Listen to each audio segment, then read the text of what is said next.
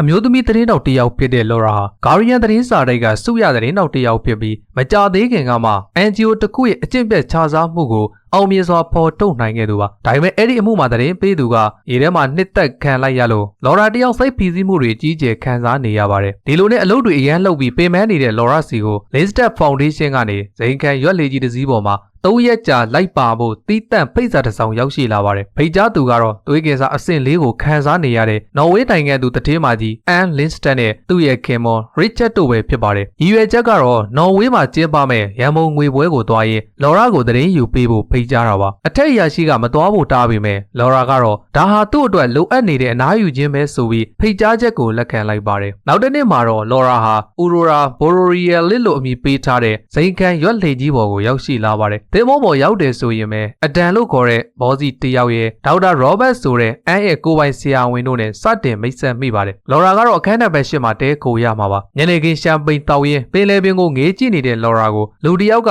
ခိုးပြီးတော့ဓာတ်ပုံရိုက်နေပါတယ်လှည့်ကြည့်လိုက်တော့အဲ့ဒီသူကတခြားသူမဟုတ်ပဲလော်ရာရဲ့ရီးစားဟောင်းဘန်ဖြစ်နေပါတယ်ဘန်ကလည်းဒီကီးစင်မှာဓာတ်ပုံဆရာအဖြစ်လိုက်ပါခွင့်ရလာတာပါအတိတ်ကပြဿနာတွေရှိပေမဲ့ဘန်ကတော့ရောက်တုံးရောက်ခိုက်လော်ရာနဲ့ပြန်တွဲဖို့အခွင့်အရေးရအောင်ကြိုးစားပါတယ်ခဏနေတော့ဧည့်သည်တွေအခန်းအသီးသီးကိုဝင်သွားကြပြီးသင်္ဘောကြီးလည်းပင်လယ်ပြင်ထဲကိုစတင်ထွက်ခွာလာခဲ့ပါတော့တယ်ညဘက်ရောက်တော့လော်ရာဟာသူ့အခန်းရန်တာမှာလေညင်းခံနေတော့ဘေးကအခန်းနံပါတ်10စီကနေစီဂရက်တို့3-4ခုသူ့စီကိုလွှင့်ကျလာလို့အမိုက်ဘုံနဲ့ကောက်ထည့်လိုက်ပါတယ်အဲ့ဒီညသာစားပွဲမှာတော့ခင်မိုးဖြစ်သူရစ်ချက်ကဖောင်ဒေးရှင်းကိုလှူထားကြတဲ့ဧည့်သည်တွေကိုကျေးဇူးတင်စကားပြောပါတယ်လူတိုင်းကဇနီးဖြစ်သူအန်ကိုတွေ့ကျင်ပေမဲ့ရစ်ချက်ကအန်ဟာခရီးပန်းနေလို့မနေ့ပြန်မှတွေ့ရမယ်ဆိုပြီးစင်ကြီးပြီးခဲ့ပါတယ်ညသာစားပွဲပြီးအခန်းကိုပြန်လာတဲ့လော်ရာဟာတခြားကောင်မလေးတယောက်နဲ့အတူတွဲလာတဲ့ဘန်ကိုရှောင်ကျင်လာတဲ့နေစရာအခန်းဖြစ်တဲ့အခန်းနံပါတ်10တဲကိုအမြန်ဝင်သွားရာကနေသပင်ရွှေရောင်နဲ့ထူးဆန်းတဲ့အမျိုးသမီးတယောက်ကိုအခန်းထဲမှာတွေ့လိုက်ရပါတယ်နောက်တော့ဝန်ထမ်းတယောက်ကလာခေါ်လို့အန်နဲ့တွေ့ဖို့စာကြီးတိုက်ကိုလော်ရာရောက်သွားပါတယ်အလုံးဖြော့တော့နေပြီးချောင်းတွေစိုးနေတဲ့အန်က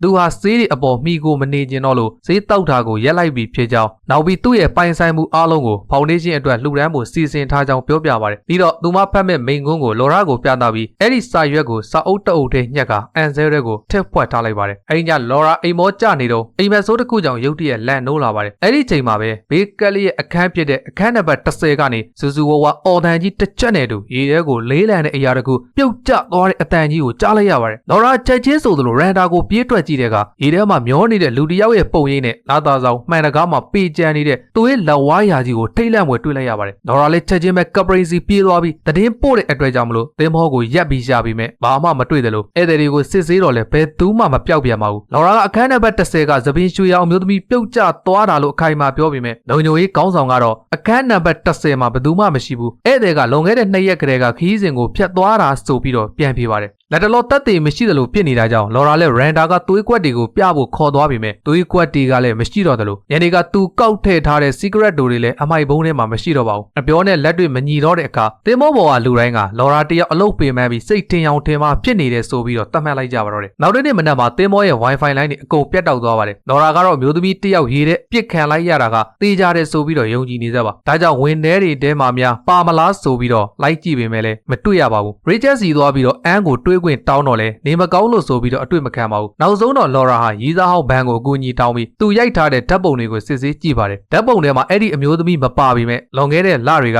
ကအာရန်ကျင်းပခဲ့တဲ့ပါတီပွဲတွေထဲမှာအဲ့ဒီသပင်ရွှေရောင်အမျိုးသမီးကိုလော်ရာတွေ့သွားပါတယ်ဒီပုံကို Rachel ကိုပြပေမဲ့သင်္ဘောပေါ်မှာရိုက်ထားတာမဟုတ်လို့ဘသူကမှလက်မခံပါဘူးပိုဆိုးတာကဘန်ဟာလော်ရာရဲ့တငယ်ချင်းကားတိုက်မှုနဲ့တေဆုံးခဲ့တဲ့စိတ်ဒဏ်ရာအကြောင်းကိုတခြားဧည့်သည်တွေကိုပြောပြလိုက်လို့ဒေါက်တာရောဘတ်ကလော်ရာဟာစိတ်ဒဏ်ရာကြောင့်ညဘက်လမ်းလျှောက်ပြီးအိမ်မက်မက်ထားလို့မှတ်ချက်ချလိုက်ပါတယ်စိတ်တွေရှုပ်လာတဲ့လော်ရာဟာစပါးမှာသွားရောက်ပြီးတော့အနားယူပါတယ်မျက်နှာပေါင်းတင်ပြီးတော့မျက်နှာတစ်နေတော့မှန်ပေါ်မှာရေနွေးငွေ့တွေနဲ့ရေးထားတဲ့ stop ဆိုတဲ့စကားလုံးကြီးကိုထိတ်လန့်ွယ်တွေ့လိုက်ရပါတယ်တယောက်ကသူမကိုဆက်ပြီးတော့မစုံစမ်းမှုချင်းချောက်နေတဲ့အတွက်အပြင်ထွက်ကြည့်လိုက်ပေမဲ့အာရန်ကိုပဲတွေ့လိုက်ရပါတယ်ကပရိန်စီသွားပြီးတော့ CCTV တောင်းကြည့်တော့လဲဧည့်သည်တွေရဲ့လွတ်လပ်ခွင့်အတွက် CCTV တွေပိတ်ထားတယ်လို့ခက်တီတီနဲ့ပြန်ဖြေပါတယ်ဒါကြောင့်လော်ရာအခန်းနံပါတ်10ကိုရန်တာကနေတဆင့်ခိုးဝင်ပြီးတက်သေးရှာပါတယ်ဘေးစင်ပိုက်ထဲမှာညက်နေတဲ့သပင်ရွှေရောင်တချို့ကိုတွေ့သွားလို့သူယူနေတာမဟုတ်ဘူးဆိုတာတက်သေးပြဖို့အဲ့ဒီသပင်ကိုဘန်စီကိုပြလိုက်တဲ့ကဘန်ကကမ်းပေါ်ရောက်ရင်ရဲစခန်းကိုလိုက်ပို့မယ်ဆိုပြီးတော့ဂတိပေးပါတယ်နေ့လယ်ဘက်မှာလော်ရာဟာလာတ်နဲ့ Grey တို့နဲ့စုံပါတယ် Grey ကသူနဲ့ Last ဟာနာမည်ကောင်းရဖို့ဟန်ဆောင်တွဲနေတာဖြစ်ကြောင်းပြောပြတယ်လို့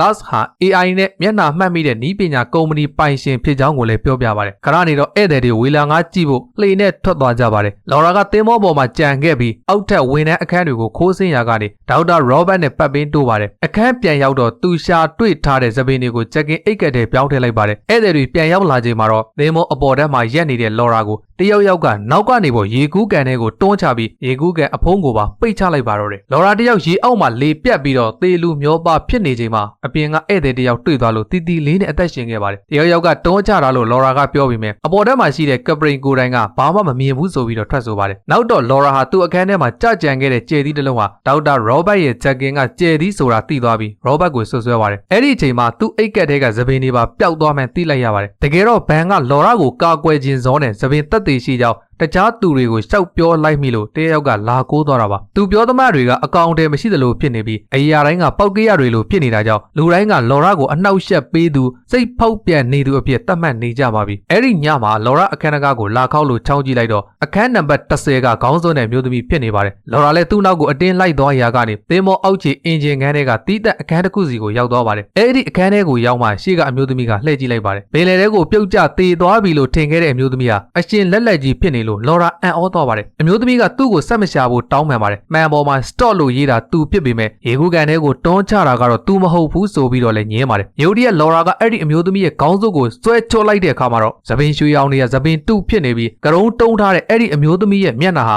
တထေးမကြီးအန်းနဲ့တစ်ထက်ထဲတူနေတာကိုတွေ့လိုက်ရပါတော့တယ်အမျိုးသမီးကဒေါသတဲ့ကြီးနဲ့လော်ရာကိုတွန်းချလိုက်လို့လော်ရာသတိလစ်သွားပါတယ်သတိရလာတော့လော်ရာဟာသင်းမောဝမ်းပိုက်တဲ့ကအခန်းတစ်ခုမှာအပြင်ကတော့ကတ်ပိတ်လောင်ထားတာကိုခံထားလိုက်ရပါတယ်အဲ့ဒီချိန်မှာတော့လက်ရှိဖြစ်ပြနေတာတွေနဲ့ပတ်သက်ပြီးလော်ရာကောင်းထဲမှာအရာအလုံးကိုဆက်ဆက်မိသွားပါတော့တယ်ပထမဆုံးသူတွေးခဲ့တဲ့သူကတော့အန်းအစ်စ်ဖြစ်ပါတယ်အန်းကဆေးမတောက်တော့ပဲပိုင်ဆိုင်မှုတွေကိုဖောင်ဒေးရှင်းကိုလှူတော့မှာပါဒုတိယတွေးခဲ့တဲ့တယောက်ကတော့အန်းလိုဟန်ဆောင်ထားတဲ့အခန်းနံပါတ်10ကအမျိုးသမီးပါဆိုလိုတာကပင်လယ်ထဲကိုအပြစ်ခံလိုက်ရတာကအန်းအစ်စ်ဖြစ်ပြီးအခုသင်းမောပေါ်မှာရှိနေတာကအန်းအတူပါအမွေတွေလှူပစ်မှာကိုမလိုလားတဲ့ခင်မိုးပြစ်သူရစ်ချက်ကဒီလူတက်မှုကိုနောက်ွယ်ကနေအထီးကကြိုးကင်နေတာဖြစ်ပါတယ်ခဏကြာတော့အခန်း10ကအမျိုးသမီးပြန်ရောက်လာပါတယ်လော်ရာကအန်းအသက်ခံရတာတိသွားပြီလို့ပြောလိုက်တဲ့အခါအဲ့ဒီအမျိုးသမီးကသူ့နာမည်အစ်စ်ကကယ်ရီဖြစ်ကြောင်းဝန်ခံပြီးအမှန်တရားကိုဖွင့်ပြောပြပါတော့တယ်ရစ်ချက်ကအမွေမရတော့ဘူးဆိုတာသိလိုက်တာနဲ့အာဒန်ရဲ့မျက်နှာမှတ်မိတဲ့နီးပညာကိုသုံးပြီးသူဇနီးနဲ့တပုံနဲ့တူတဲ့ကယ်ရီကိုရှာဖွေခဲ့တာပါပြီးတော့တေတန်းစာအတုမှလက်မှတ်ထိုးပေးဖို့ကယ်ရီကိုငွေအမြောက်အများနဲ့ငှားရမ်းခဲ့ပါတယ်စင်းရဲပြီးသမီးလေးတစ်ယောက်ရှိတဲ့ကယ်ရီကလည်းလက်ခံခဲ့ပါတယ်ဒါပေမဲ့သင်းမောပေါ်မှာကယ်ရီနဲ့ရစ်ချက်တို့အတူရှိနေတော့အန်းအစ်စ်ကဝင်တွေ့သွားပြီးစကားများရာကနေပြီးတော့ရစ်ချက်က အန်းကိုတတ်မိသွားတာပါပြီးတော့အလောင်းကိုပင်လယ်ထဲပစ်ချပြီးသွေးကွက်တွေကိုဖျောက်ဖျက်ခဲ့တာပဲဖြစ်ပါတယ်ကယ်ရီကလူသက်မှုကိုမျက်မြင်တွေ့လိုက်ရလို့ကြောက်လန့်ပြီးတော့ရစ်ချက်ခိုင်းတဲ့အတိုင်းဆက်လုပ်နေရတာပါရစ်ချက်ကကယ်ရီကိုအသုံးချနေတာဖြစ်ပြီးသေတန်းစာလက်မှတ်ထိုးပြီးတာနဲ့တဦးတည်းသောတပ်သေးဖြစ်တဲ့ကယ်ရီကိုတေချာပေါက်တပ်ပစ်မှာဖြစ်ကြောင်းလော်ရာက